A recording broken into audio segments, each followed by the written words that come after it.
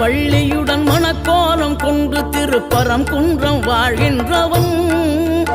நீ தேவர்களை காத்திடவே வீரமுடன் வேலெடுத்து செந்தூரில் ஆழ்கின்றவன் மாங்கனிக்கு கோபம் கொண்டு பார்ப்புகழும் பழனியிலே ஆண்டியன கோலம் கொண்டவன் நீ தத்துவத்தின் சாரெடுத்து சுவாமி மலை எல்லையிலே தகப்பனுக்கு பாடம் சொன்னவன் காவல் என நின்று பெரும் சினம் தணிந்து தணிகையில கண் குளிர காட்சி தந்தவன் நீ பாங்குடனே கருள் தரவே பழமுதிரும் சோலையில பரஞ்சோதியாய் நின்றவன்